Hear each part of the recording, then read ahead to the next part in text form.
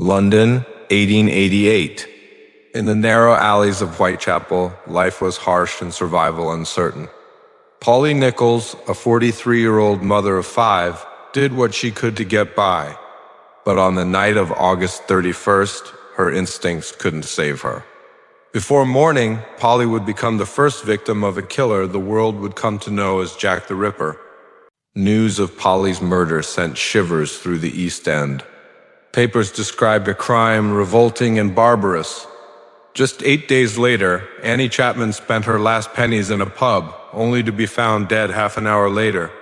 Her injuries were shocking, organs missing, wounds precise. A coroner suggested the murderer had medical skill, sparking rumors of a deranged doctor or butcher on the loose. Fear gripped London. Then a letter arrived at the Central News Agency, mocking police and boasting of a sharp knife ready for work. The writer signed it, Jack the Ripper. Overnight, the name spread like wildfire. Women stayed behind locked doors while police flooded Whitechapel, determined to find the shadow stalking their streets. Among them was young Sergeant Harry Garrett. He and fellow Bobbies prowled dark alleys, questioned suspects, and searched for clues. On September 30th, the killer struck twice. Elizabeth Stride's throat was cut, and minutes later, Catherine Eddowes was savagely mutilated, a kidney taken as a grim trophy. A constable glimpsed the fleeing man, stiff arm, rigid knees, and odd gait, but he slipped away. Over a century later, Garrett's great-great-granddaughter, author Sarah Bax Horton, took up the case. She gained access to records sealed for 100 years, files from Colney Hatch Asylum, just north of Whitechapel. They told of Haim Haims, a 35-year-old cigar maker, stocky, with a damaged left arm and a dragging walk. Quiet on the surface, yet capable of sudden, brutal violence.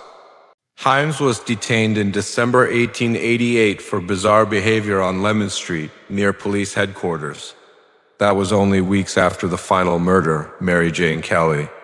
He was sent first to a workhouse infirmary, then committed to the asylum, just as the killings ended. His trade involved knives, and his movements matched the description of the man seen escaping.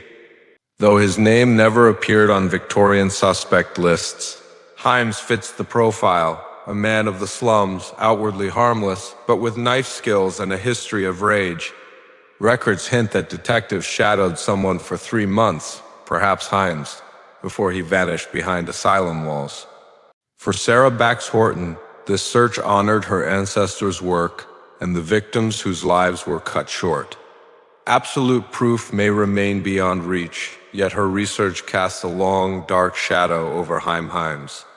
The East End will forever remember the Autumn of Terror, but thanks to those who refused to stop digging, we may finally glimpse the face behind the legend of Jack the Ripper.